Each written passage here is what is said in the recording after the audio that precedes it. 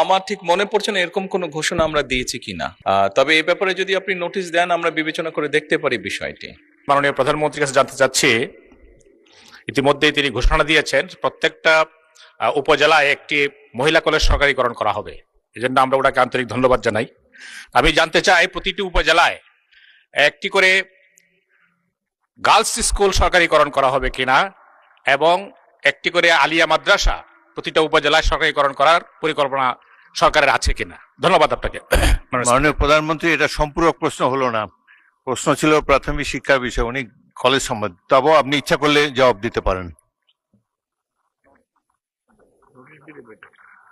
মাননীয় সংসদ সদস্য, আপনার প্রশ্নের জন্য ধন্যবাদ। আপনি যেটি বলেছেন যে এরকম ঘোষণা দিয়েছি উপজেলা পর্যায়ে, যেটি আমার ঠিক মনে পড়ছে না এরকম কোনো ঘোষণা আমরা দিয়েছি কিনা। তবে এই ব্যাপারে যদি আপনি নোটিশ দেন আমরা বিবেচনা করে দেখতে পারি বিষয়টি।